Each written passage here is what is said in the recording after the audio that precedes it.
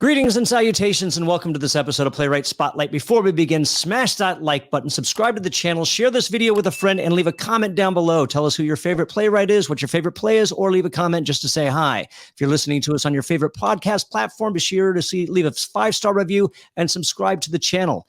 My guest today has over 100 entries on the New Play Exchange and has had over 1,900 productions of his short plays nationally and internationally. His plays have won over 45 awards and have been produced in more than 10 languages.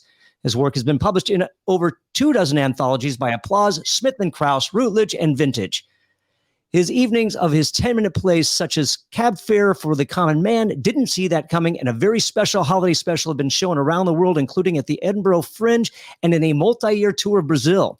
A Spanish language film of The Kiss El Beso premiered at Cannes and aired on HBO and DTV Japan.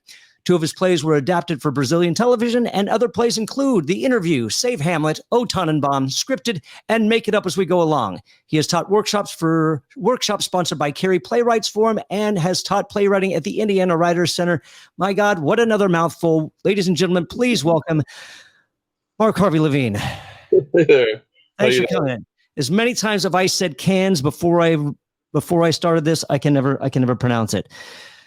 There are so many questions I have for you, and the elephant in the room is not the one I'm going to start with.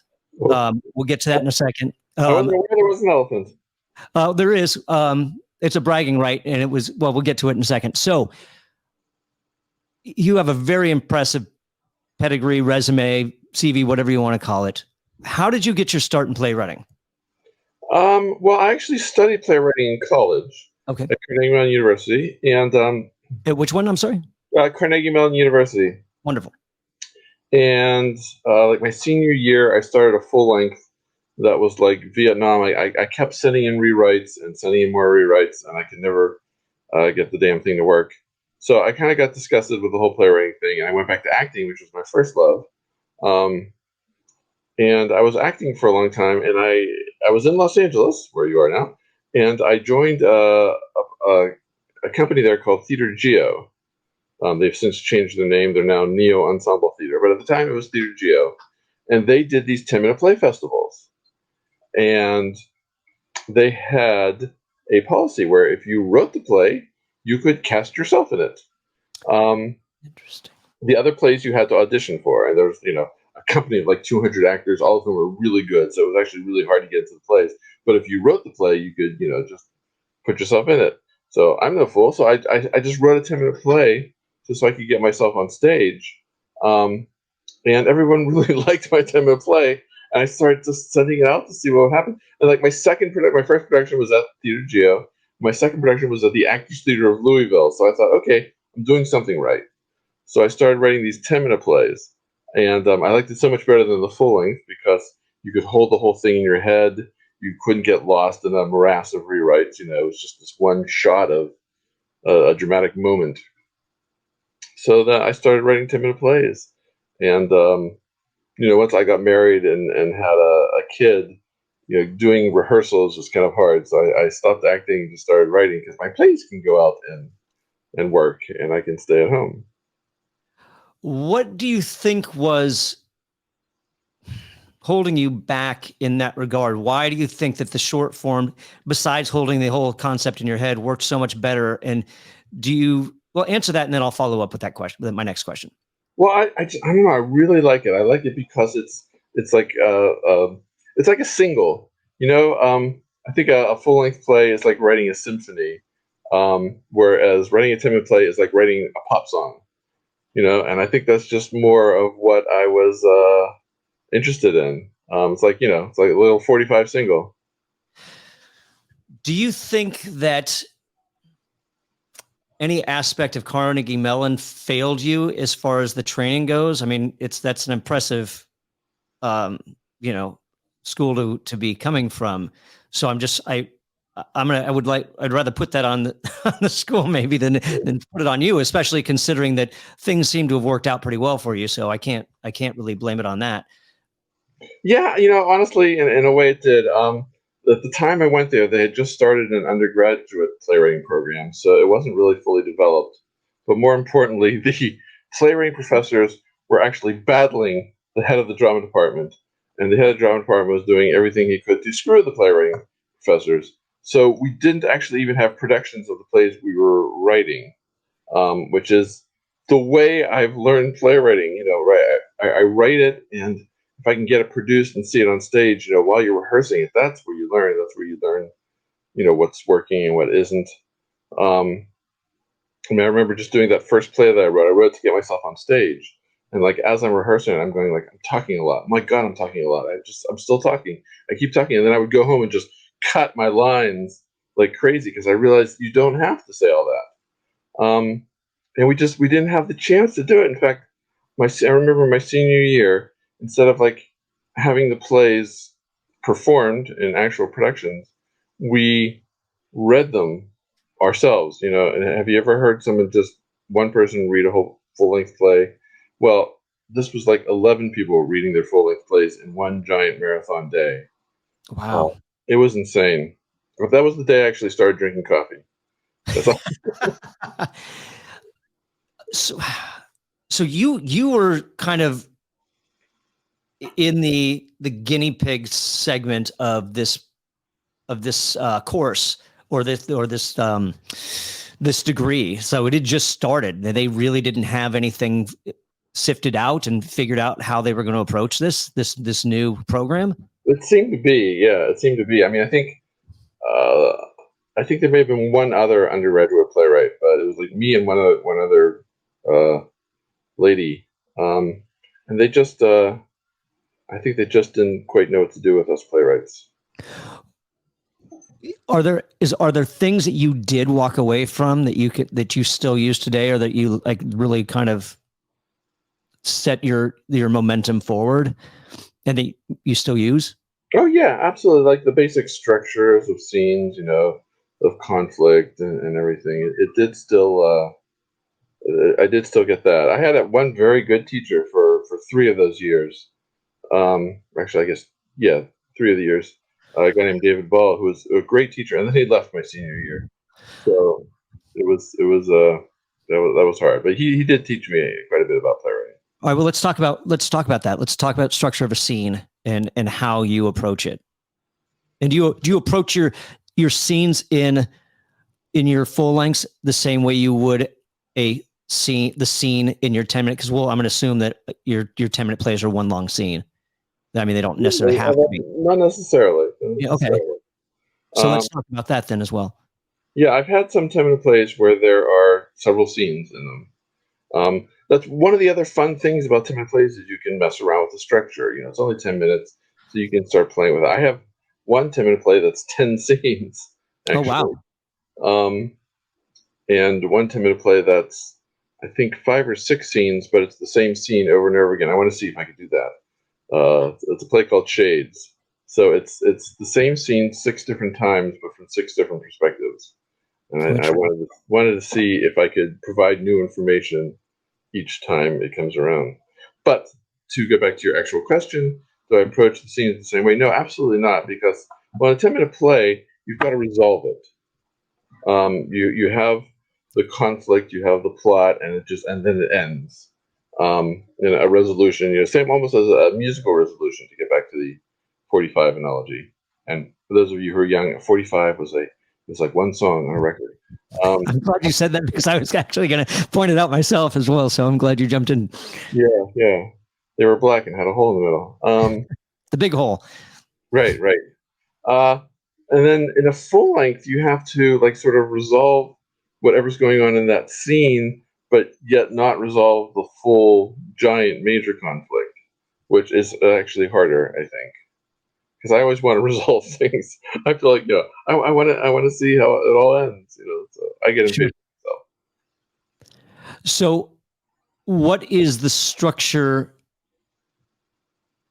of a basic scene then, opposed to the 10-minute that you approach? Your approach to it, because I'm assuming that everybody's got a different approach to these things. Right. Well, I mostly just. And I haven't written a whole lot of full lengths, but mostly what I'm trying for, I don't know if I always succeed, what I'm trying for is there's like the whole overall conflict, somebody's trying to do something, but in order to do that, there's certain steps they have to go through. So like for this step, we're trying to complete this step, and something is preventing it, and so they have to do something else to succeed. And if they succeed, then they get to go to the next step. If they don't succeed, then they have to do something else to now change their methods. That Professor David Ball always used Hamlet as an example because a lot of people know it, and it is a good example because it's structured so nicely. He wants revenge for his father, but first he has to prove it to himself because he's not sure that what a ghost tells him is the truth. Then once he gets proof for himself, then he has to prove it to everybody else because otherwise he's just killing a king on a ghost's word. So there's all these little steps he has to do, and when he finally completes all those steps, then he immediately kills Claudius. And so it's really not somebody delaying the inevitable. It's somebody going through steps to get what they want done.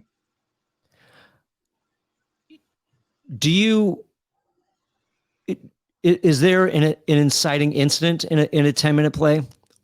Yes, there is. Although often it's already happened. But often it does happen on stage. It has to happen pretty quickly in a 10-minute play. You don't have a whole lot of time to set the stage and show this is how the world is, and then there's the inciting incident. So I try to start with it pretty quickly, almost right off the bat, if not have it already happen. How do you achieve that without exposition, or is that just part of the structure of it, that it is part of the exposition and you just kind of leave it as is? Right. Well, I try not to do too much exposition because it's the big classic mistake that a lot of playwrights do is just way too much exposition. Tom Stoppard's famous "The Start of the Real Inspector Hound," where a maid comes and answers the phone and delivers the entire exposition into the phone, just to show what bad exposition looks like. Shame on Tom. Yeah. So what I try to do is, and I've stolen a lot of these tricks from some of my fellow playwrights, is you have the people know each other, they talk in shorthand, something's already happened, and you either, often I have magical realism things happen in my plays because I like that. It's fun. Can you expand on that? Can you expand on what that is exactly? Well, in that first play that I wrote, I was talking about called Scripted, a couple finds the script for the play that they're actually in on a nightstand. So, as they're saying things, they're also reading their lines on the script. It's very meta. But because it's scary and weird, they have to ask questions and try to figure out what's going on. And in trying to figure out what's going on, you get anything that would come out in the exposition. You get their lives, you get their relationship with each other, you get their personalities. So when you have something magical and weird, I always want to give time for people to freak out because that's the natural thing. I always hate in the dinosaur movies where a dinosaur is chasing them and they're just sort of calmly standing there going, "Should we run? Yeah, we probably should run." It's a dinosaur. Everyone would run. Which, by the way, I've successfully put dinosaurs on stage, so it can be done. That's impressive. Yes. Of course, they're played by people. You just have to do this. They have the T-Rex costumes now, so it's true. I know they do. It takes all the power out of that. Sure. How did you teach yourself to transition from full length into these 10s? What obstacles did you overcome and realize, I gotta do this, I gotta do that? Besides the I'm talking too much, I don't need to say all this. Yeah, I mean that was a big one because I realized I sort of overwrote.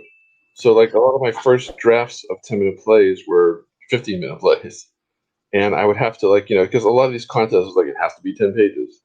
So that forces you to cut down. What I realized, sorry, my dog is has some comments too about this, but her plays are terrible. You're welcome. Sure. Yeah.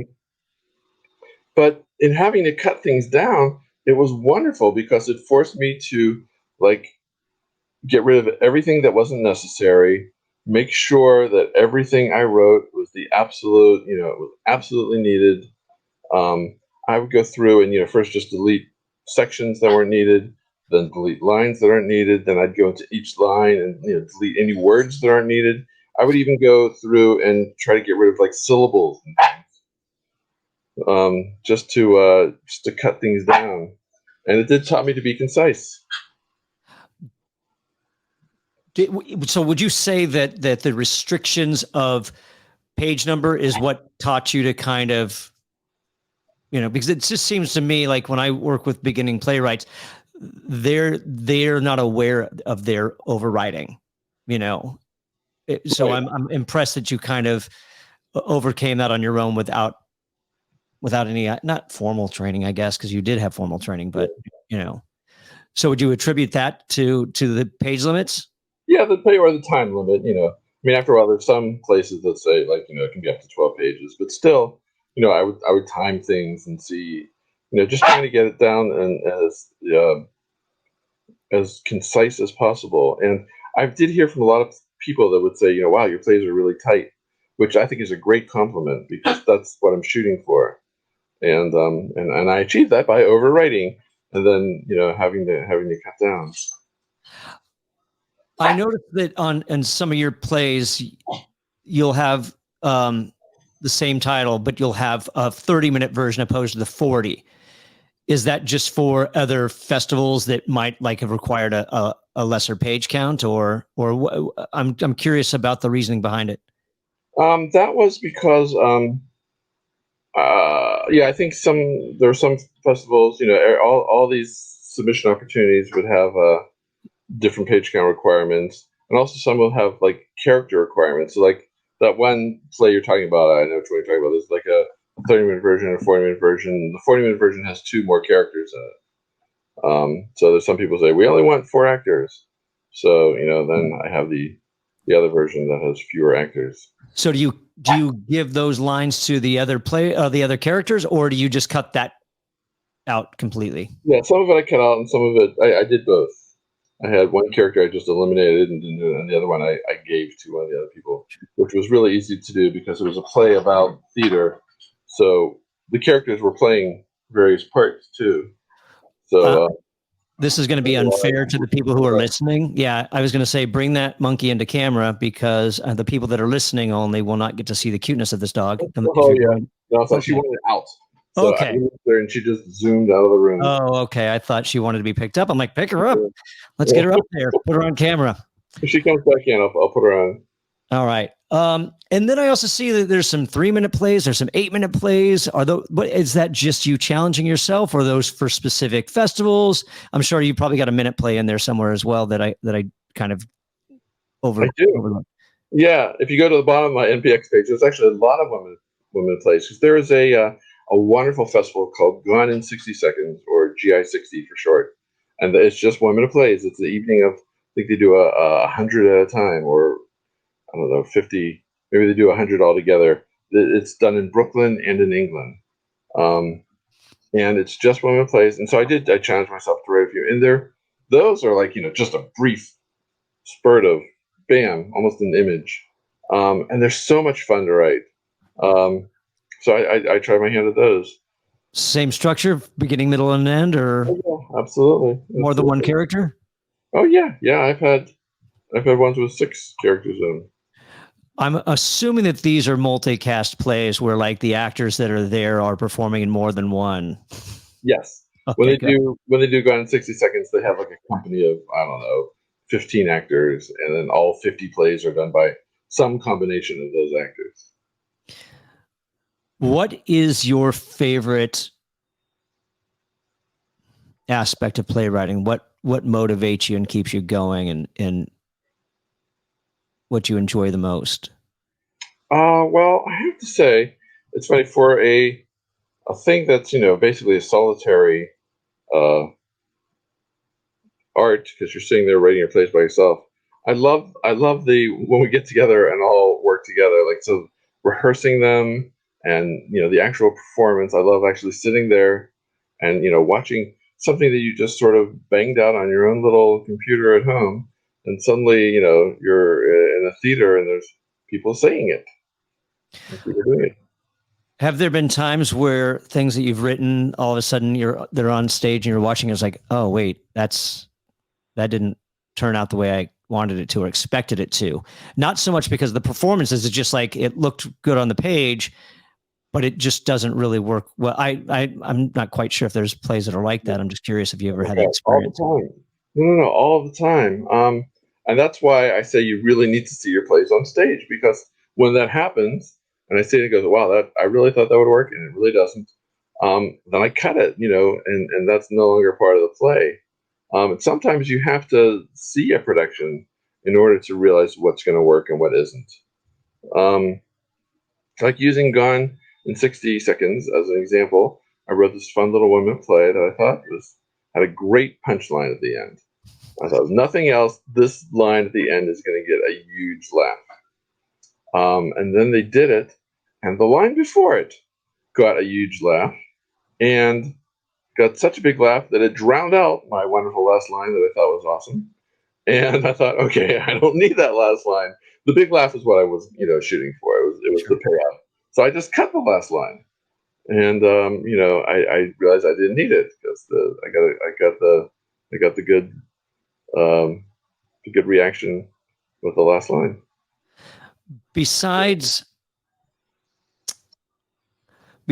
learning how to condense your writing and edit things out, what other obstacles did you overcome after leaving? Well, actually, while you were in school and then after you left, what are the things that you have to overcome or habits that you have to break?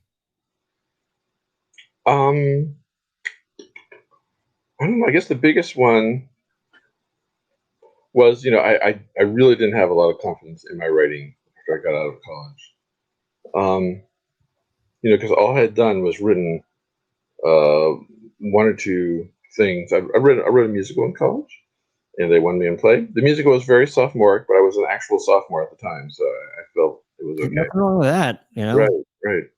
But really didn't have a lot of confidence, you know. And you know, looking back on them now, they're terrible. But I mean, I didn't feel like anything I wrote would be good until like I had this opportunity to write a 10-minute play, and I thought, okay, I can do that. Surely I can do that. It's only 10 minutes, and maybe they'll like it. I don't know. The lovely thing is, this theater company, when they were doing the next festival, they would pick the plays by having the whole company get into a room, and you would sit there and read the plays. Not one person reading the plays like my college did, but actually, you know, have as many actors as needed would read the play. As it was just like a non-staged reading, but at least there were enough actors for all the different parts. And then everybody in the company would vote, and they would collect the votes, and the top, you know, 8 plays would then get produced. And so I thought, okay, this is a great way to see if, you know, if this is any good. So I had my play read, and they voted on it, and I got in. In fact, they said it was unanimous. Everybody voted yes for my play. So, That'll certainly give you confidence. yes, yes. So that definitely improved my confidence. Is there anything else that gave you confidence in your playwriting? Just getting produced, being able to send my plays out. Like, you know, a theater will put out a call for 10-minute plays, and they'll get 200 or 300 or 400, and you know, occasionally my play gets picked. Now, often my play does not get picked. I mean, I get a lot more rejections than acceptances, like everybody does. But I get enough acceptances that I feel like I must be doing something right. So 2 questions I have. I'm going to jump back a second. And you're talking about the 2 plays that you wrote, the sophomoric musical and the other, which weren't very good in your mind. Are those worth revisiting? Um, I don't really think so. I mean, the one-person play I could maybe expand into a multi-person play, perhaps. The musical is just silliness. I was trying to write a musical farce. It did have like one good theatrical moment in it, which I can possibly reuse at some point. Um, you're probably wondering what that moment was. Yeah, Um, let's hear it. Go for it. Share so away. there were 3 scenes into the musical took place in a prop storage room, which I thought was clever because now you have all the props at your disposal. Anyway, we're 3 scenes in, and one pile of props sort of pulls its own tarp off, and you realize there's been a person there the entire time. And my playwriting professor said that was a great moment, because like it was a total surprise. It surprised the audience, and that taught me a lot actually for all my plays. Is if you can surprise the audience and make them laugh, and sort of astound them or shock them. Not that was shocking, but like any of those things, surprising them, astound them, shock them. Then that's good. That's theatrical. And so do you try to achieve that in every piece, or just like ones that you find that are, where it might be appropriate? Yeah, I try to have, at least one good surprising moment. How do you achieve that? How do you make that happen? How do you make that work? It's hard, and I don't think I always succeed. Sometimes it's surprising myself. I feel like if I can surprise myself, then surely the audience will be surprised. Like if I don't see this thing coming, then probably the audience won't either. And often I'll do that by writing myself into a corner. I have one play where this person keeps getting threats of imminent death through his fortune cookies. Like every fortune cookie he opens is you're about to die, it's coming, you won't leave this restaurant alive. The other person is getting fortune cookies that are normal, like, you'll do well in business, a stranger will approach you soon. They're getting normal fortune cookies. So the person who's getting the death threat fortune cookies is getting more and more scared. And then I realized I had written myself into a corner because I wanted to write a fun comedy. So if it's a fun comedy, I can't kill this poor guy, right? Because if he just dies, then it's, okay, the fortune cookies were true. That's not funny. But if I don't kill him, then the rules I've set up are all wrong. If he just leaves the restaurant, okay, I guess the fortune cookies were wrong, then that's also not good, and the audience will be disappointed. So I realized I set myself up to a play where I couldn't kill him and I had to kill him. And for months, I had no idea how to solve this. But I finally did. Yeah. Do we want to give a spoiler alert and tell, or do we want people to just go search it out for themselves and they can figure it out? Yeah, go find it on NPX. It's called Misfortune. Misfortune, wonderful.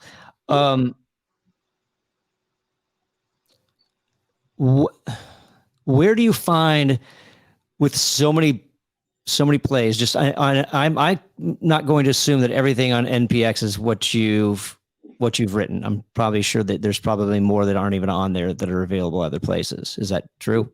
Yes, that is true. I just added one today, so I'm still adding them.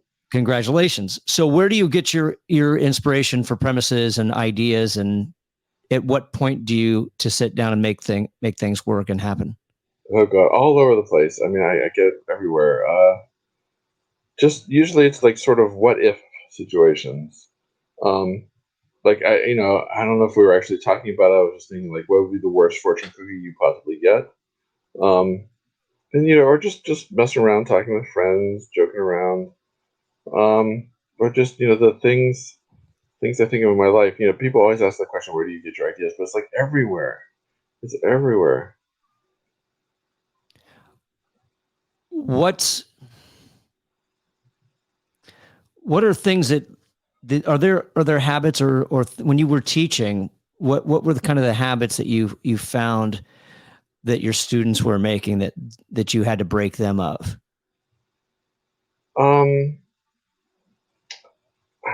Mostly it's that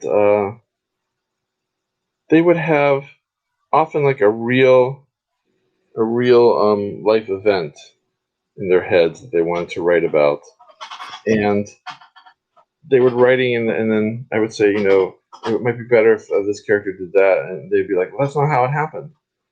And we'd be like, I don't care. It's how it happened isn't very dramatic. Let's change it, and we'll still make the point you want to make, but at least it'll be theatrical and interesting.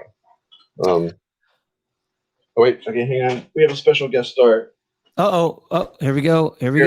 Oh my goodness, look at that face. This is the little Barker. Yes. What a cutie. What a cutie. I And think he kissing. looks a little bit like Gromit of Wallace and Gromit.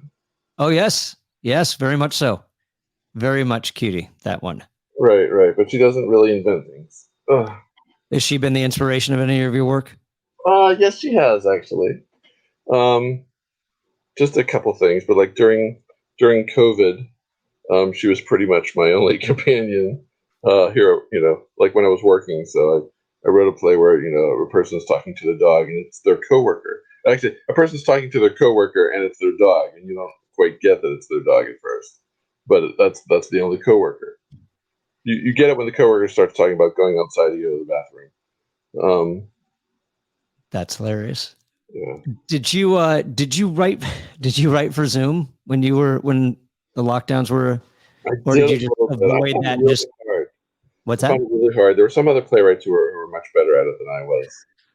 It was really hard for me. I couldn't come up with too many ideas. I came up with a couple, but Well, I'm not quite. I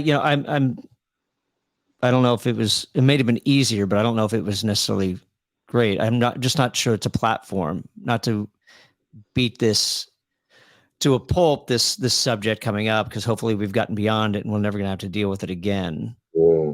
I just don't think. I mean, we talked about in past episodes where things were like recorded as if it was and edited together, so it was still a play, but it was or maybe even a movie for Zoom, but having them read or um, like with 5 different actors on 5 different cameras that are supposed to be all in the same room, or maybe people wrote plays where it was supposed to take place over Zoom in different locations. I don't know. I was just curious if that was something that you went ahead and participated in, or if you just took an approach like, I'm going to keep writing. This is a good opportunity for me to write, to where when everything comes back, I'll have a bunch of stuff that can go on stage. So, did you take an approach, or? We did some Zoom productions of my plays that I wrote for being live on stage, and those were hard. It usually didn't work because Zoom is like the death of timing. You can't People can't jump on each other's cues, and I write mostly comedies, so it's sort of fast paced. People talking fast at each other, and there's no comic timing in Zoom. It just kills it. Now, there are a bunch of playwrights who wrote plays where it took place on Zoom, and I thought those were much more successful. I would agree with that. That makes sense. I could see that. How do you did you study comedy and playwriting, or did you just kind of take an approach and run with it and kind of learn from there? Yeah, I didn't really study comedy and playwriting so much, but I've always been interested. I mean, growing up, I just watched all the famous comedians. I watched Monty Python religiously. Just everything. I was I had an insatiable appetite for comedy, and it's what I'm good at. Serious plays kind of scare me actually, because like I find comedy easier actually, because you know if it works. If they laugh, it worked. If they don't laugh, it didn't work. Like I don't know what you're going for in serious plays. Was everybody really quiet or just sort of quiet? Like what am I shooting for here? How do you write comedy? What are there rules that you abide by, that you implement, or do you just write and take an improv approach to it? Yeah, I usually do. I mean, usually and this is terrible. I do not recommend this for anybody. But like if I come up with a subject, I usually come up with like the jokes first, sort of just the little funny moments. And then like sometimes I'll write a play and it's like just a bunch of little funny moments. It's like, okay, I need a plot here. Like a couple of my really good plays have been like that. And so then I start like putting in a plot, and then sometimes I have to eliminate the jokes because they no longer fit with the plot. But at least they got me there. Do all your plays have plots? Yeah, they sort of do. I mean, I don't know. It's funny. The one I put up today, I was looking at. I was going, does this actually have a plot? But I think it does. I think it does. Most of mine do. They have like a very specific beginning. Somebody's trying to do something. Something's going wrong, and then it resolves. It's really much like music. I can tell if something's not resolved. Like in a song, if they don't play that final chord, you feel like unsatisfied. Um, And the same thing in a play. If you don't resolve the conflict, you feel unsatisfied. Are there certain things that you still struggle with Oh when you yeah, write? absolutely. Like serious plays, I would say, even and also long form. Um, like the only full length I've written that I really like is a parody of Hamlet. Since I'd studied Hamlet so much, I thought I'd do a Is that little. Save Hamlet? Yes, Save Hamlet, right. So it's sort of a parody, and then it's sort of a change. Like in Save Hamlet, a lot of the characters turn out to be girls, and so they take over the plot because they if you just leave this up to the guys, it's all going to end in tragedy. Um, so, but that was easy because I had my plot already. I just had Shakespeare's Hamlet, and I just had to rewrite it. Um, it got harder as it went on because as the girls in my play started messing with the plot, I couldn't just use the regular Hamlet because it no longer applied because they had messed with things. So writing the second half of that play was actually really difficult because I had to start like creating more and more stuff. I had to start, diverting more and more away from the regular Hamlet. But now, for my next villain, for my next magical trick, I really want to write something, completely original that's not a parody. Although I just did the Indie Fringe Festival, um, and that was so much fun. And parodies work really well at the Indie Fringe Festival. So part of me is saying, oh, I should write another parody, but I feel like I should stretch myself and write something original. Did you participate in the Hollywood Fringe as well when you were here? Or? I didn't because I don't know. I didn't quite understand what it was about, how to do it, and also it sort of felt like you had to produce it yourself. Um, the company I was with at Theater Geo, which became Theater Neo and then became Neo Ensemble Theater Company, they didn't really do fringe shows. So if they had done it, I probably would have worked with them and done a fringe show. But I kind of didn't know like who to work with, and I didn't want to produce it myself because I'm a playwright. I'm definitely not a producer. I don't know how to do that. I'm also not a director, which I have great respect for directors because I tried it. I tried directing one of my own plays once, and it was terrible, and I don't know if I'll ever do it again. That's it's funny because like during with when we do play noir, if anybody in the cast has written anything, and it gets in because we don't just, oh, you wrote something, all right, well let's put it up. No, it's just like it has to go through the same criteria. And so we've had a few that we did do that with, but we did have rules in that regard. And there were two things. If you wrote it, you couldn't be in it, which I found fascinating about the group that you were with. If you wrote it, you could be in it. Right. And then the other one was you can't direct it either. You have to give it up, and it has to be in somebody else's hands. I think that's definitely a good rule. As a playwright, I've learned so much from really good directors. I've had some really, really good directors who helped me write the play. Can you tell me? Do you know offhand what those things were that you learned? I mean, it's kind of an on the spot question, which I do throw out sometimes, and sometimes that you may not realize that oh crap, I can't tell you right off the bat. No, I can definitely tell you one really good example. At least I was working in Los Angeles on like my third or fourth play called Surprise with a great director named Joe Achman. And once again, I cast myself, so I was in it. But he was looking at the script and he said, "Mark, your play ends here." And I said, "No, look, there's a whole other page after that." He's like, "No, your play ends here." And like once again, he said, "What's the main conflict? Here's the resolution of that conflict." And he was right. Of course, he was right. So that's where I ended the play. I can't even tell you, the parts that I cut out. Obviously, they're not important. How open to that were you? Did you fight him, and you just like, no, you don't know what you're talking about, or were you like open to it and said, yeah, well, okay, you know what? Now that you mentioned it, I can totally see that. Yeah, when the play is new, and this was the first production of that play, I'm completely open to it because, once again, I don't have that much confidence. So, like, I'm always looking to see, is there something we can do to improve this? And that's it. I always want, even though I was in it, there were still two other actors in the play. I never want to leave an actor hanging out there with, nothing to do, or the play's over and they're still on stage. It's just, Being an actor myself, boy, I know what it's like to just be there hanging. So I would never want to do that to another actor.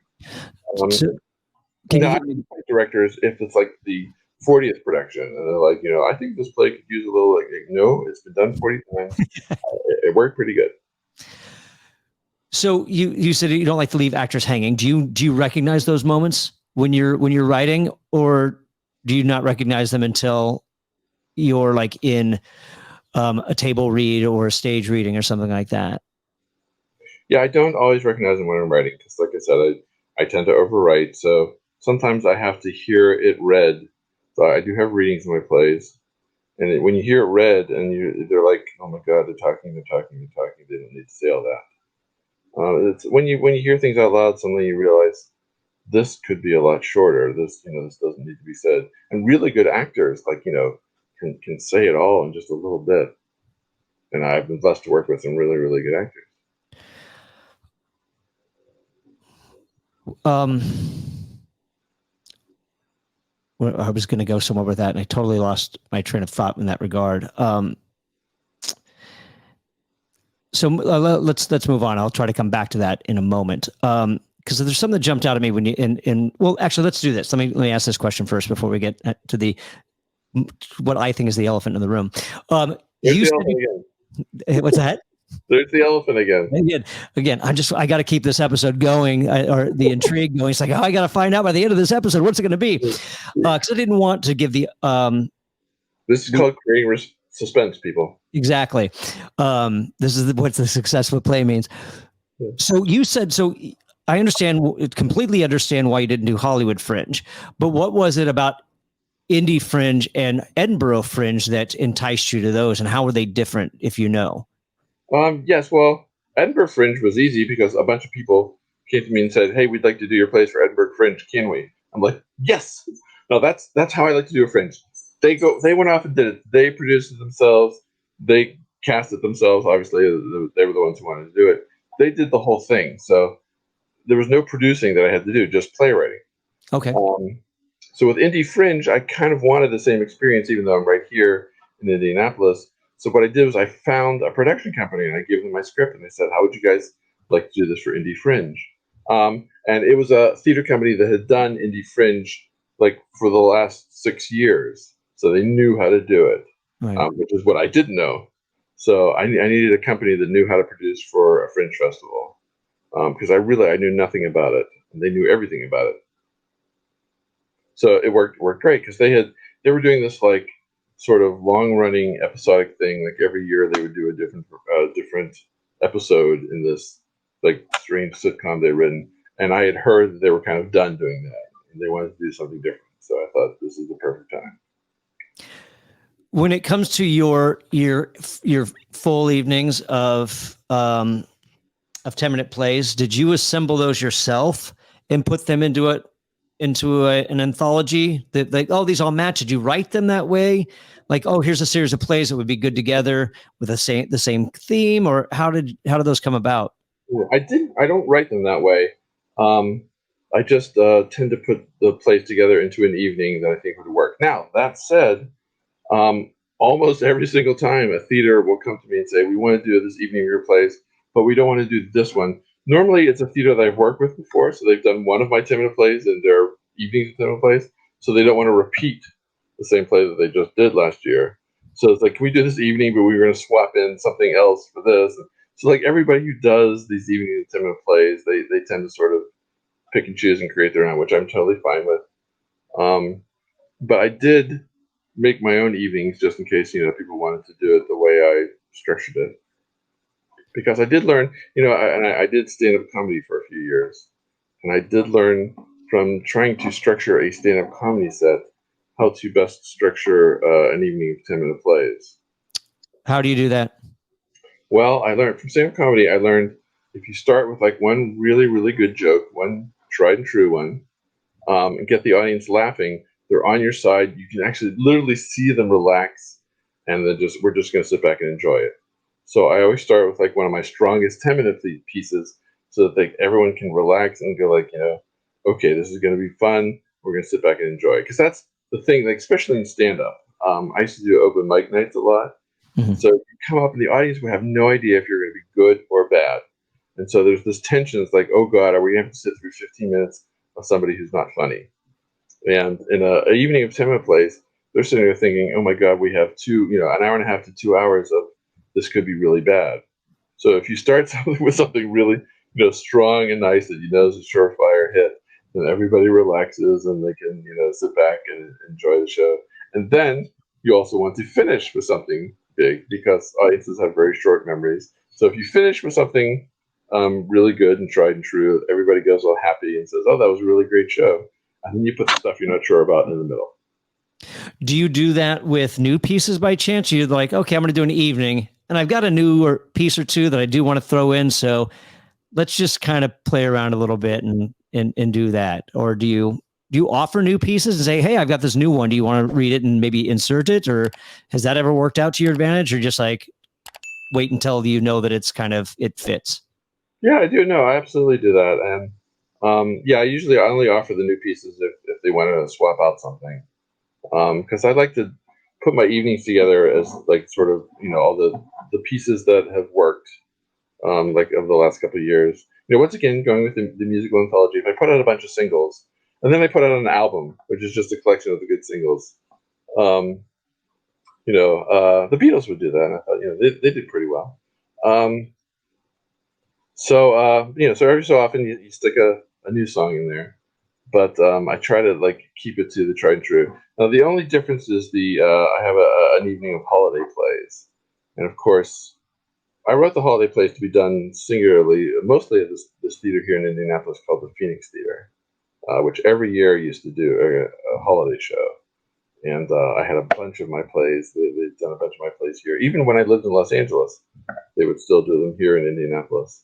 And so that was great fun. So I put a bunch of those together. And of course, obviously, those had a theme. And I was kind of working my way towards like a whole evening of holiday plays. Is that where you're from? No, I'm from Pittsburgh, Pennsylvania, would you believe? So what was it about before you moved? Why did you relocate there? What made you want to move to Indianapolis from LA? My wife's whole family is here. Fair enough. I'm married to a giant Italian family, which makes it sound like I'm connected to the mob.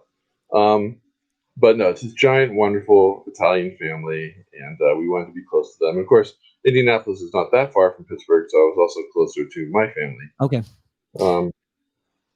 But I moved to Los Angeles because it's warm.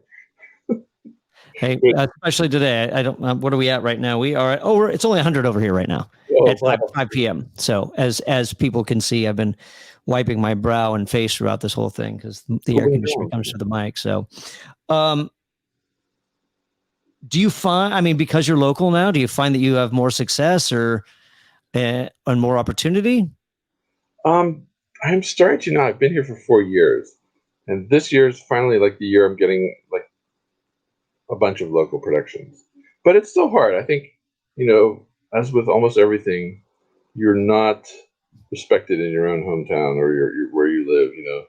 The local artist isn't as wanted as the guy from New York. I'm Fair sure enough. you've been up against that. Yeah, that's what I was going to ask. I was going to ask about like being a big fish in a small pond opposed to a small fish in an ocean, like LA or New York.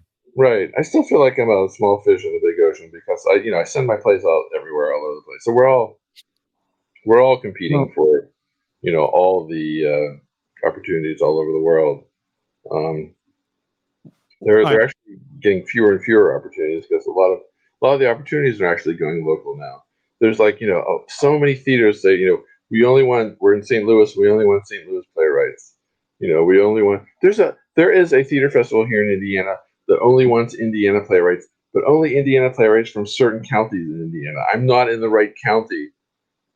I'm Indiana, and I still can't submit to this play festival. How many playwrights are there in freaking Indiana? Not that many, trust me. I just feel like you're setting yourself up for failure because it's we don't care how bad it is as long as you're from here, we'll put it up. That's it, and it's like the same 7 playwrights every year for that festival because And those five counties don't even include Indianapolis, so they've eliminated the big city. Do you think that that's because it's local, because these playwrights are known, they're going to fill the seats, and now we don't have to worry about losing money? I'm sure it is. I'm sure it is. I suppose, I guess that, somewhat not makes sense. I mean, I guess I can see the justification of it. It's like, all right, well, it's not enough that the actors are going to be here bringing in we need more reason. We need more bodies that are going to bring more people in. Yeah. So I suppose I'm not quite sure I agree with that by any means. But okay, so be it. So on that note, then, because I'm still not buying it. I'm still not buying that the opportunities are. Well, I buy that the opportunities may be drying up a little bit, but for somebody that I've brought on in past episode, I think this episode dropped today, is like he referenced you as one of the most produced playwrights that there is, and then while researching you and hitting different sites, I've watched the number of productions you've had go from 1,000 to 1,300 to 1,400 to 1,600 to 1,800, and then the latest one that I found was 1,900 productions. So I find it very hard to believe that I don't know. I guess that was where I just find this lack of confidence amusing and baffling at the same time, because it's like, how do you not recognize that your success at this point and feed into that to just be more motivated and inspired? Well, I've definitely gotten better, but I clip at 20 to most of my submissions. So you one more time on that. I clip a $20 bill to my, which is really hard to do in an email, but it's counterfeit. It's like, this is what you get. I send a picture of a $20 bill. Fair enough. That I want to touch on that too, but I want to continue. So what do you attribute your success to in this regard, besides bribery with 20s? And I'm surprised that if it only takes a 20, then you're doing something right. Right. No, I part of it is, I think, the being crazy about cutting my plays down to just what's necessary. Having them be really tight and having them be like honed really well. Like I do try to watch the first couple productions and see what is working and see what's getting reaction, see what isn't, and then I still rewrite after those productions. So I think a maddeningly urge to rewrite has helped immensely, and then I also attribute a lot of it to a playwright named Patrick Gabridge, who taught me really how to market my plays. Which was another question I wanted to ask you a little bit ago, but continue with this, and then we'll get to that in a little bit. Right. So when I first started, I was sending my plays out 5 or 6 times a year. And I thought, wow, and I would get 1 or 2 productions. And then he says, like, no, you have to send out hundreds of plays, So now at least I send out my plays, at least over 100 submissions a year. And amazingly, my number of productions went up. In fact, it was interesting. I graphed my submissions because I'm a numbers geek. So I had this graph. My number of submissions went up and up and up. And then, like, in the year 2003, we had a baby. So my submissions went down a little bit because I was a little busy. But then, as the kid became more self-sufficient, my submissions went up again. And then if you look at my number of productions, it also goes up and up and up, dips a little bit just after 2003, and then it goes up and up and up again. So it's like, the graph of my submissions and the graph of my productions was the exact same shape. Or basically, the more plays you submit, the more productions you get. Now, obviously, I'm not getting a production for every submission. I'm getting a lot fewer productions than submissions, but the more you get your plays out there, the more productions you get. So then I became a fiend about sending my plays out. Do all of the productions that you submit to come with payment, or do you do productions that are, it's just, I'm getting my work out there and that's enough for me? Yeah, it is, and also you never know where the payment's going to come from. Um, like early on, I sent my play to this festival in New York, which didn't pay, but I got a lovely production out of it. Then I heard from Smith and Krause that they wanted to publish it in one of their earlier, best 10-minute plays books. This is before they put out a call. You couldn't submit to Smith and Krause. They would just go to the various festivals, mostly in New York, and say, what are the plays you're producing, and read those. So from that little festival, I got into a anthology by Smith and Krause, which was great. And then I thought, okay, this is wonderful. Everyone's going to see this anthology. I'm going to get thousands of productions. That doesn't happen. But like I got contacted by some theater in Ohio. Okay, great. But the second thing I got contacted was a theater company in Brazil who wanted to do this play. Okay, that's awesome. I'll get a production in Brazil. And also because I'm greedy, I said, I have a lot of these 10-minute plays. Would you like to do a whole evening? And I sent them. And they're like, yes, we'd like to do a whole. So suddenly now I'm getting a whole evening in Brazil. And actually, they were doing a long run. The Brazilian theater was totally different. They were like, we're going to do this for 9 months. Holy crap.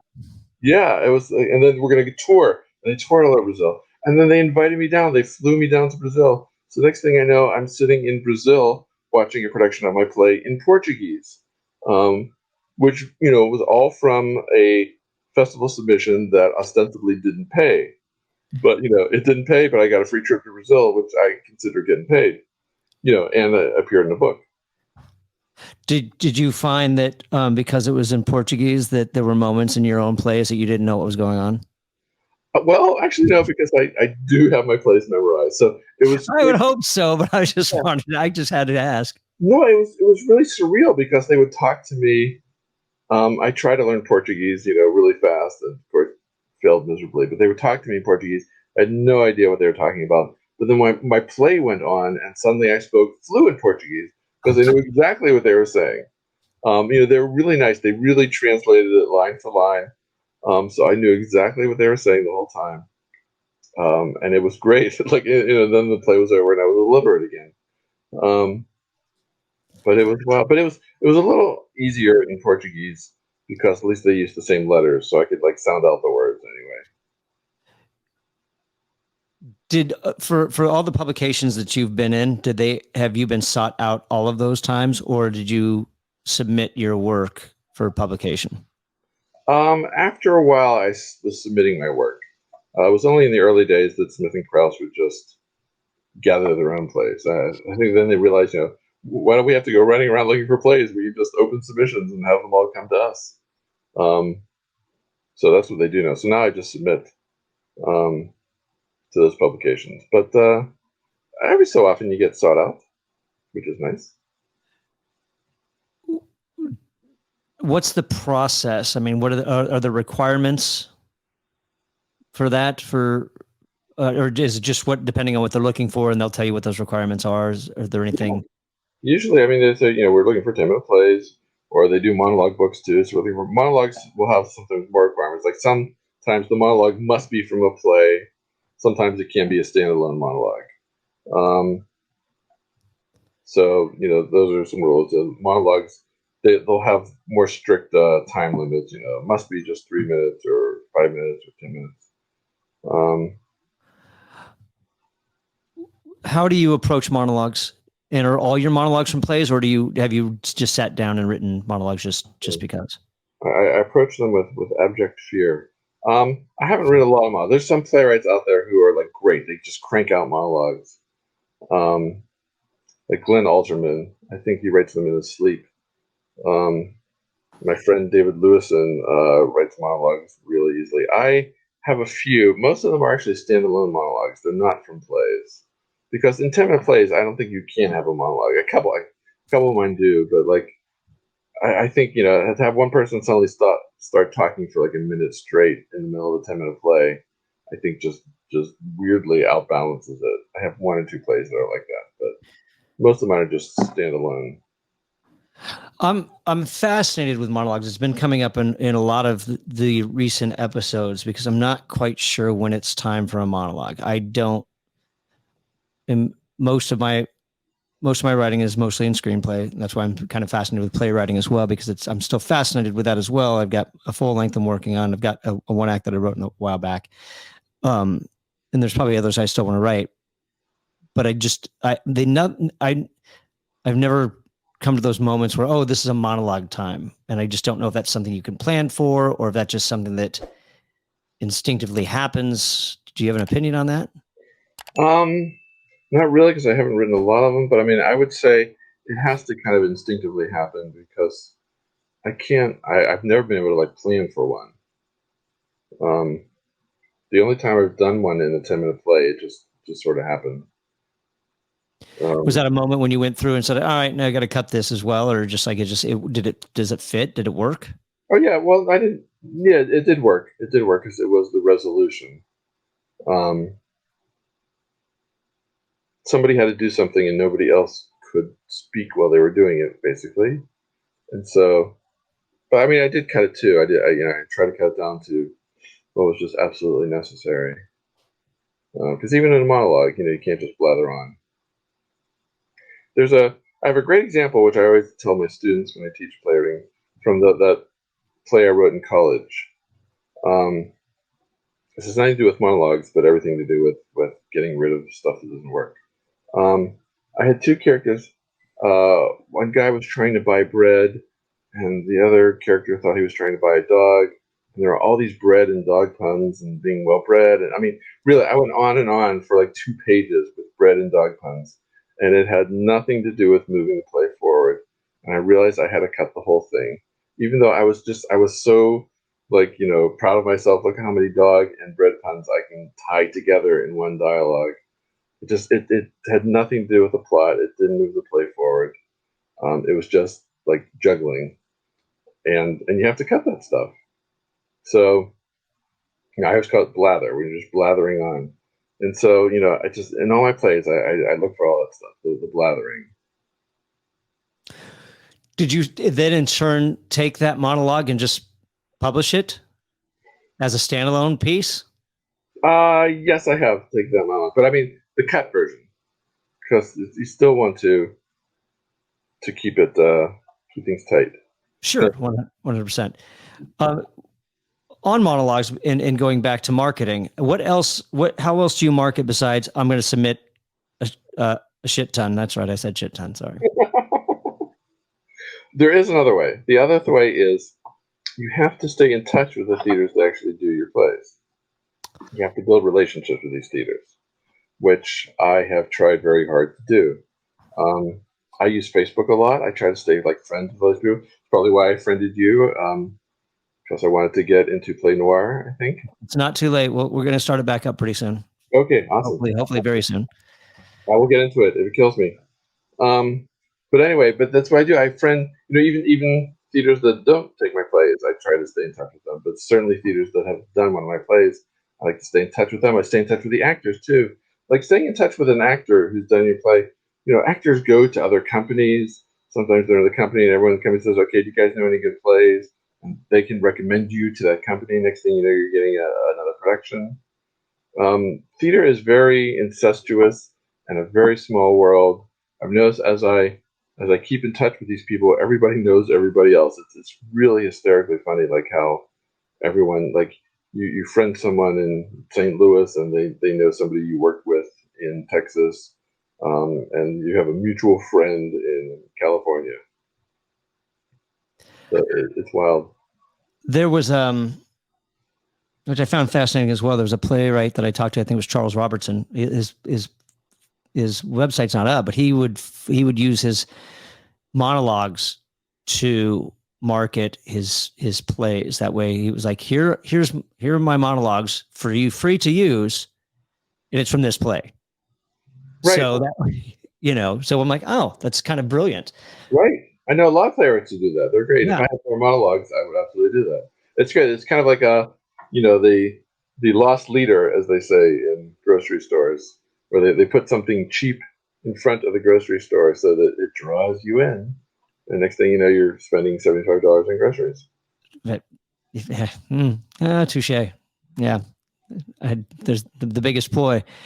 Are there playwrights that inspire you? Oh yeah, absolutely. Gosh, I always forget all the names, but Tom Stoppard and Alan Ayckbourn. I always say um, the one of my favorite plays is A Thousand Clowns by Irv Gardner. He also wrote My Name Is Not Rappaport. Is that called My Name Is Not Rappaport? Or My Name Is Rappaport? I, I I'm not don't Rappaport. know. That's what it's called. Okay. I'm not Rappaport. But anyway, but A Thousand Clowns was one of the first plays I ever acted in because it requires a kid. So there's a 13-year-old kid in the play, and when I was 13-year-old in Pittsburgh, I got into production of A Thousand Clowns. But the more I read it, it's a lovely, nicely structured play, and so that's a big one. I'm sure there's lots of others that I can't remember. Friends of mine who I really like, Alex Draymond and David Lewison are good. There's a great player named Babs Lindsay. Um, Glenn Alterman is a great monologue writer. Wish I could come up with some more. You mentioned earlier on, like when we first started talking, that you steal from other playwrights, quote unquote steal. I don't know if that was playwriting friends or other playwrights.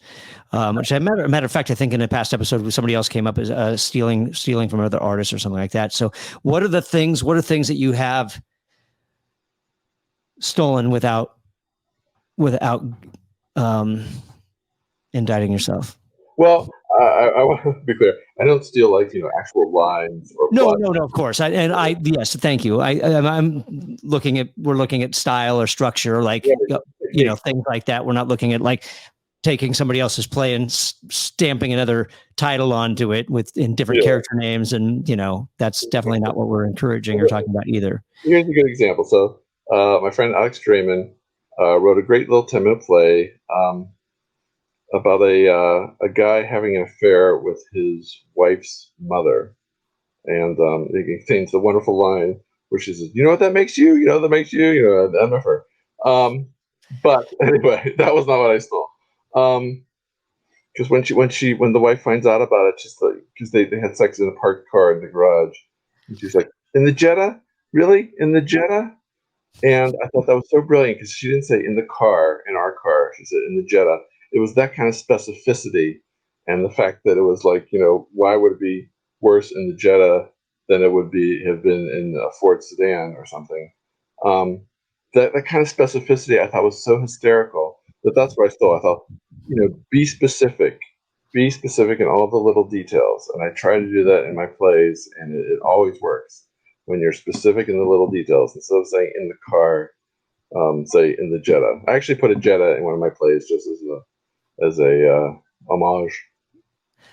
So, what other little tricks do you use? Because that's brilliant. I'm going through, and as I read plays, and I'm just trying to recognize. I can recognize brilliance, but I just don't know how to achieve that, or I can recognize it, but I don't know how to implement it in my own writing. Have you overcome that in yours? I don't know. I mean, Because that to me sounds like one way to do it, but right there are lots of ways where I haven't. Like one of my favorite Alan Ayckbourn three plays is this three plays called The Norman Conquests, and it's this brilliant piece of writing. It's three full-length plays.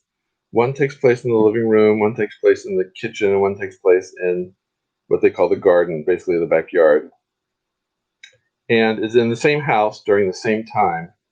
And when somebody exits from the living room into the kitchen in one play, they make an entrance from the living room into the kitchen in the kitchen play. And then you go from the kitchen or the living room into the garden. You could do all three plays simultaneously in real time and it would work. And not only that, but they're all farces. So when somebody has a misunderstanding in one play, it affects what they believe is going on in one of the other plays. It's the most intricate thing. I mean, I don't know how many three by five cards you must have used when writing this thing, but it's this gorgeous piece of clockwork. And I've always wanted to write something intricate like that, and I have not yet been able to. I'm having a hard enough time writing an intricate full length, let alone a 3-part Right. full Interlocking. length anthology or collection or whatever you want to call it. Has it ever been done simultaneously? I think it has. Yeah, I think there have been productions where they've done the whole thing, like Are actually these in an actual house. are these like 90 minutes? Yeah, Full length? real life full length plays. So this so wait, It would still only take 90 minutes to do it because they all happen simultaneously. right? But if you wanted to see all of them, you just have to come back the next night and watch the second play. And stand in a different room. Yeah. Okay, that I can see. I was thinking like, okay, it's an hour and a half. We're looking at 4.5 hours, and then I couldn't even imagine doing it like where like you get to see all 3 in one day. Right. Yeah, I mean, you could, I guess, do them in succession, but yeah, that would be 4.5 hours. So it would be 4.5 hours times 3. Oh my God, I can't even fathom. Although there is this also wonderful playwright named E.M. Lewis. She wrote a 6-hour play. Wow. Right. Why? You would think why, but also you would think there's no way that can be good. But of course, it is good. It's an incredible high wire act. She's got it produced. So you have to be really, really good to do that. So what else? What are those other brilliant things that you implement that besides like be as specific? What else do you? Be specific. I love physical comedy, so there's tons of physical comedy all over the world to steal from. I like people throwing things back and forth. They get great movement across the stage, so I have things getting thrown a lot in my plays. Is this physical or words and phrases? Oh, I mean physical, like actual objects. Okay. I'm trying to think now. It's one of those put you on the spot moments. Yeah. But I think the being precise is brilliant. What's the best piece of advice you've ever been given? For playwriting? Yes. Let's see. The best piece of advice. I would say be concise to just get rid of all the waste you possibly can. I'm sure I'll come up with a great answer for this in about 2 hours. I'll call you.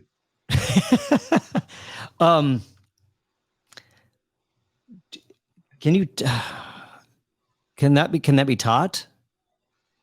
Or how do you get to that point where you're self-aware of it before you go to reading? Yeah, I think you have to see a lot of plays, specifically new plays, brand new plays, because then some of them will go on too long, some of them will have extra, and see where you're bored, see where it's like, oh, I don't need this, I don't need to see this. This play is too long, and what were the parts that were too long, and then you start to recognize, yeah, they've said this before, they've gone through this before, or you just don't need to go that long. I thought, proud of myself that I was self-aware enough to know when I overwrote, even when it was my own lines in that very first play that I'd cast myself in. When I was in rehearsal and I was like, I don't need to be saying all this. I am talking too much. Do you write every day? No, I wish I could. I wish I was one of those guys who, yes, I get up at 5 o'clock in the morning and write. No, I can't. I wish I could. How frequently do you write nowadays? It's less and less frequent because I'm so busy. But it's just very off and on. I'm this horrible. I have to wait till I'm inspired or energized by a new idea, which doesn't happen frequently. Yeah, and so there's no secret thing that you come up with that you have that you can. What are those things? You mentioned that like I have friends that they'll be inspired from a lyric, or I have David Matthew Barnes talks about how he's a professional eavesdropper and he'll listen to a conversation. He's like, oh, there we go. I'm going to come over here and write now. Are there any things that sometimes that are your go-tos? Not really, no. I wish I did have some. No, and that's why. I mean, I think there's a lot of people that could benefit from that, and I'd love to. Actually, feel free to leave something like that in the comments down below if you have those things that you like. That feel free to share that with us so we can find more inspiration. We could all use that. Do you pay for? What's your feeling about paying to submit? No, never. I think submission fees are evil. It's really terrible to have to pay to get someone to read your play. So I never ever do it. So, and this is a comment or a response that I've gotten quite a bit. And you do have some kind of background in film and television as far as screenwriting goes, yes or no? Just a tiny little bit, mostly like adapting my plays. Was that required, or was that something that you just said, I'm going to adapt this and I'm going to submit it? Mostly it was like required. Like, hey, we want to do your play on television. Could you adapt it? Okay, so I want to talk about that and the opportunities, like as far as the KISS goes and adapted for Brazilian television. We'll get to that in a second. But I want to know, coming from a playwright's perspective, then, because this is where like I'm kind of trying to find the balance or the fine line in regards to playwrights who don't want to pay a fee. They don't think it's right, but on the other hand, playwrights who might dabble in screenwriting as well have no issue submitting a submission fee, paying a submission fee to submit their script for a competition. Right. It's not even going to get a production out of it. It's going to get like maybe an award, and not even a monetary award. I'm just saying some kind of, I look at that. You won best short screenplay. Exactly. It's some weird contest that nobody's ever heard of. Yeah.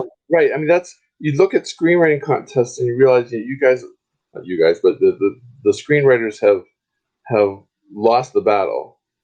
Now, I mean, on the one hand, if it's full-length screenplays, those are really long, and they often do actually have to pay somebody to read those screenplays. The big one, the Nickel Fellowship. Yeah, and the O'Neill. Right. Well, the Nickel Fellowship, I actually read for it and got paid for it. That was like one of my jobs. So they would pay me to read the screenplays, and I can see them charging a fee only because they got to pay me from something. Sure. But also, that's a work to read like 120, 150 page screenplay, and some of those screenplays were more work than others. But it is work to read those, and I would read every single one. I didn't just skim them. I didn't just read the first 10 pages. I read the whole thing, and then you have to write up coverage for them. Right. So that it is work, but like 10-minute plays, it's not that hard to read a 10-minute play. No, I don't think, not necessarily. And I've never charged a submission fee for play noir. I think that in that regard, it's usually because they're very, very specific. It's a very specific genre. But I mean, like there's years we get 255 submissions, and those are anywhere from 10 minutes to 30 minutes.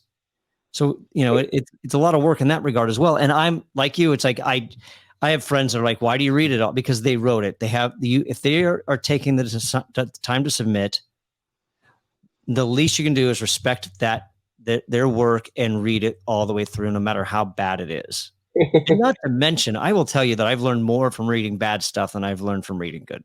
Oh, absolutely. Absolutely. And in fact, it's like, on the other hand, I feel like there's the same part of the contract. Like, if some guy is going to read my play, if I'm submitting my play, and some poor slob has to read it, then I'm doing them a disservice if I don't take extra care and really be careful and make sure it's the absolute best possible, shortest and neatest. Get rid of all the typos, make sure the formatting looks good too, because I owe it to them. They're going to take the time to read it. but I've read for play festivals too, and yeah, some of them are terrible. And I also think if you're not paying a submission fee, and you're not charging a submission fee, then you're totally within your rights to read the first 5 pages or 10 pages and go, this is not going to get any better. Sure. I guess with me, because, you know, surprisingly, one of the issues that we had quite a bit sometimes as well with Play Noir is that I would say that sometimes 30 to 40%, sometimes maybe even more, give or take, were not even noir. And I would go ahead and read it because, oh, well, maybe there's a twist at the end that maybe will justify them thinking it was noir, Right. which more often than not, it never was. So, yeah. And that's it. I mean, a lot of playwrights, and this is really bad, they just submit to everything whether or not they're appropriate for it. And they didn't even bother to check if they're appropriate for it. right. And that's, you know, that's really bad too. And there's theaters are being inundated with plays, like you said, 30 to 40% aren't even appropriate. So what are the criteria that you look for when you submit? Well, I got to make sure that, you know, it is appropriate, that I'm in the right region. You know, they're not looking for women playwrights. They're looking for women playwrights. I can't submit.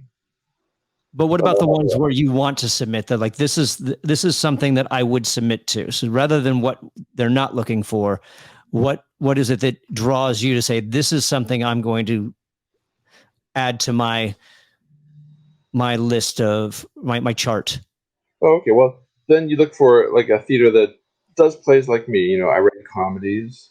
My plays aren't particularly edgy, so I look for, you know, theaters that do light comedies. Although interestingly, I once got a great production because I ignored that thing, and I just submitted to a theater that I wanted to work with, and they're a theater known for doing edgy comedies. And I still sent them my light and fluffy plays, and my plays happened to arrive at the exact moment where they said, you know what, we're really sick of doing all these edgy plays. Let's have a summer of light, fluffy comedies. And like my play arrived at the exact moment. So sometimes it's just timing. But I try to look for plays that are theaters that do the kind of work that I write. Sometimes when I submit multiple times, I start to, like, there was this one theater company, you know, I would submit year after year after year after year and get nothing. And then I submitted a play and they did it. And then I submitted it year after year after year and nothing. And I started to look and realized I kept sending them comedies. And the 1 year I sent them a serious play, they did it. It's like, oh, these guys like drama. So then I just started sending dramas at them. Not that I had very many, but I had a few. So, you know, and I got more productions that way because I figured out this is what they like.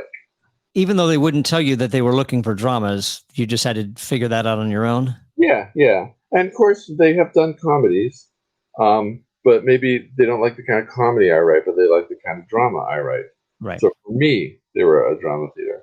But yeah, you just have to figure out what it is that theater likes. And fortunately, I now have a nice back bench that, you know, no matter what it is they do, I have something.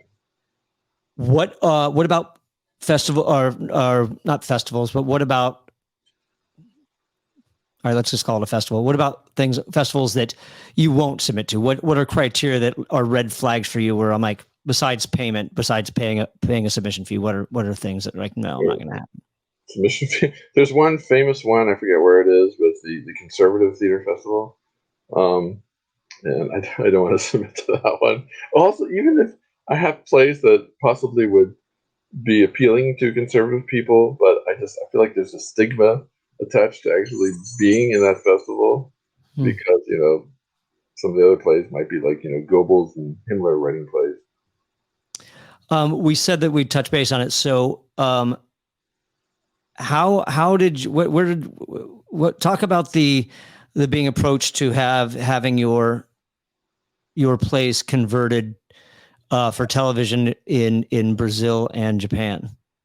Well, the ones in Brazil, they were lovely. They actually just did the plays as I wrote. I didn't really have to do anything.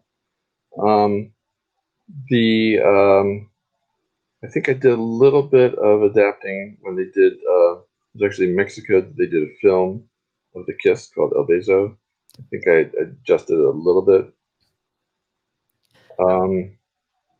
But I did. They sought you out for both of those, for all of these? Yeah, it was people that I knew from theater, and they wanted to do work in television, or they wanted to make a movie. You know, I used to get all these, people say, we want to make a short movie, and we want to use your play. And we've never done a movie before, but, and I was like, that would be one of the objections. I'd be like, I kept having my plays done by people who'd never done a movie before. And, obviously they weren't all that good because these people had never done a movie before. So I kind of stopped doing that. But these television ones, like in Brazil, especially the foreign countries, they were people who were experienced, and they did really nice work. And it was, part of it was like, okay, it's going to be in Portuguese, so if it's terrible, nobody I know will see it. And then it came out and it was really good, and I thought, okay, wonderful, nobody I know is going to see it. And yet everybody saw it. Well, yeah, no, still no. Well, nobody I know saw it because nobody I know speaks Portuguese. Well, hopefully they'll throw some English subtitles on there pretty soon. And really, because they were good. They were really good. Do you represent yourself? I do. Yeah, I don't have an agent.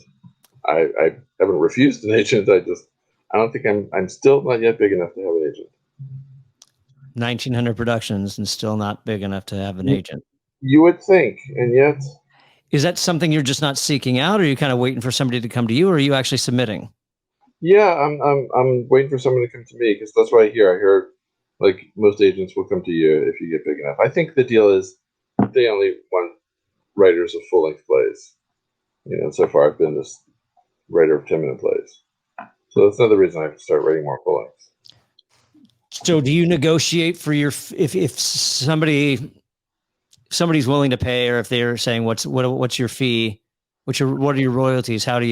Is there a formula you use? Yeah, I have just set amounts because a lot of times colleges will do my plays and they pay, which is nice. So they say, we would like to do your play, and I send them, here's how much I charge, and it's not a whole lot. I try not to charge, it's less than how much they would have to pay for a published play. Yeah.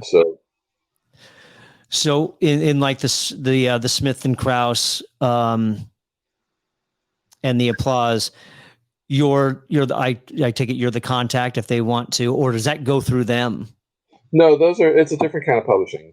They're publishing anthologies, but they don't do the rights. They're not that kind of a publisher. Yeah. So it's not like Samuel French or Dramatist Play Services, where if you publish with them, they handle all the rights and they take a cut. Sure. Yeah, we did it when we published the noir anthology in each season of Play Noir. It's like they have the option. They can do it themselves and rep themselves and take care of the negotiation. And then I offer through Punk Monkey Productions to do it if they don't want to handle it. And we've done it. It's happened like once or twice where we've had to negotiate, but and it's a very nominal fee, which is I think like 10% of whatever it is. Yeah. So, I don't know. We'll see. It gets out there here and there. So I was just curious how you approach that as far as like what you charge and things like that. So, yeah. So I send them a very simple little invoice, and most of them pay. In fact, it's funny. Every so often a school or college will do my plays without asking me, because I am in all these anthologies. So they'll find my play and they'll just do it. And then you get to send them a fun letter saying, you really need to ask permission, and here's what I charge. And I'm always tempted to like charge an exorbitant amount because they've already done it. It's sure, but I don't. I'm kind. So how do you figure that out? How do you know when somebody's doing your work? Do you just kind of every once in a while, I'm going to sit down and Google my titles or something like that? Or that is how I used to do it, but now there's these lovely things called Google Alert, and there's another one. Oh man, what is it called? There's something like Google Alert. What is it called? Darn it. I can't remember the name. But it's like Google Alert. Or this is what happens when you get old. You forget all the names. There was I had never thought about this. I didn't know. There was another playwright that we had on who notified me of Google Alert, and how I think she said that she would not use, I think was it Susan Goodell or somebody had mentioned that they would not use they would come up with uncommon titles or unique titles to their play, to where the Google alerts were a little bit easier to come up on. Absolutely. And By the way, Talkwalker, that's the other thing. Talkwalker. Talkwalker, it's all one word, which is like Google Alerts. But yeah, you're absolutely right. Like some of my play titles are Surprise and The Kiss, which you can Google that. You can Google that along with my name, but I just Google my name and it picks up everything. That is one reason I call myself Mark Harvey Levine, because when I started writing plays, there were two other playwrights named Mark Levine. Oh, interesting. Yeah, and Okay. so I either had to use my middle name or have them killed. And this is easier and cheaper. But I used to hate my middle name, but now I like it because it differentiates me. Good. So how do you approach that? How do you, what's in these threatening letters? I don't send a threatening letter. I'm very kind. I'm like, perhaps you didn't realize that I hadn't been contacted, or maybe you don't know that you need to ask right because you found it in a book. Oftentimes, if it's a school or college, it's like, this would be a good moment where you can teach your students about getting the rights for plays and everything. And invariably, they write back and they're very apologetic and they'll pay what I ask them. So I've never had anybody say, too bad we did your play. What are you going to do about it? They're always like, oh my God, Phyllis was supposed to write you, but then she had her appendix out, and there's always this just miscommunication thing that happened. And it's always Phyllis, isn't it? It's always Phyllis. She never. I mean, she's had all her organs removed. She's completely hollow. But so there's the inspiration for your next piece. Phyllis has her appendix out. Right. Exactly. I recently had my appendix out, so. Oh gosh. I can speak from personal experience. Well, did everybody throw you under the bus to saying why they didn't the rights weren't requested for people's plays? No, it's a very silly operation. I was like back home in 2 days. Well, that's good. That's a good recovery. Yeah. So outside of New Play Exchange, is there anywhere else people can find your work? That is the big place to find my work. That's pretty much me. I am working on getting a website together. I had a website, but it's no longer working at the moment, and I actually have a temporary website that I can work on, but nobody can get to. But it'll be up soon. But until then, New Play Exchange is the place to go. And how can people contact you if they want to? Well, my email's there. You can do, in fact, I just got one today, an NPX rights request. Which one? There's like a button on NPX called a rights request. Oh. It says, you can just like type in an email, hi, I'm so-and-so, we'd like to do your play. And it emails me. They don't have to know what my email is. It just sends it to me. Great. So I got one of those today. I don't get them very often, but they're really fun when you get them. Can people follow you on the socials or I'm on Facebook. Facebook is the big one, but I'm on Twitter and Instagram too. Like Facebook is just my name. Just go to Mark Harvey Levine. I think I'm the only one. There was another Mark Harvey Levine, but he died. I saw that when I was doing some research. I'm like, I'm pretty sure that's not you. Right. You saw the great. We have an interview scheduled today. Right. Yeah, that was funny. I was Googling myself to see, what happened, and I found that gravestone, which is very disconcerting to see a gravestone with your full name on it. But apparently I was beloved by many, so. That's good. Yeah, that's good. So yeah, Mark on Facebook and Marco9 on Twitter and Instagram. Wonderful. All right. Well, Mark, thanks for coming on to the Playwright Spotlight. Well, thank you so much, James. This was a blast. Hopefully people gathered some great information. I learned a lot just from this conversation. So thank you again for coming on. Thank you so much.